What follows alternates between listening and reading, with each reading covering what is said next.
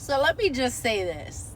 I'm not about starting no shit just before the holidays, but I am about talking some real shit. What I wanted to talk about was just people hiding behind or allowing things to happen to them just because, oh, that's my family. Now, at this point in our lives, blood or not, you could get cut. It's just that simple. And I say this respectfully, and I know there's many dynamics to this, but it is not okay.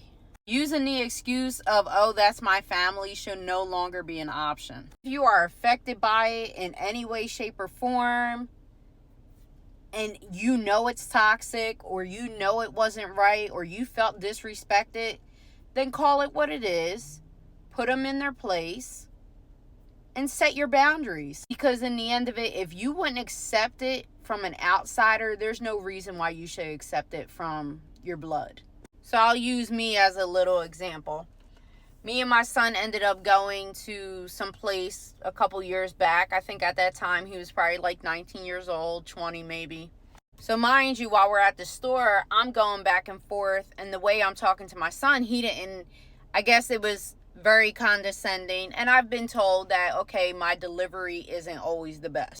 So after we left the store, my son was like, Mom. And I'm like, what's up? He's like, hey, I just want to say this to you respectfully. He said, I didn't really like the way that you were talking to me in front of the lady. He said, because you were talking to me like I was a child. And he was like, I understand you're my mom. He said, but I'm grown now. And at first I was like, what the fuck are you talking to?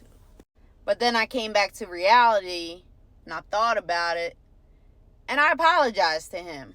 And sometimes that's all it takes, is talking about the problem.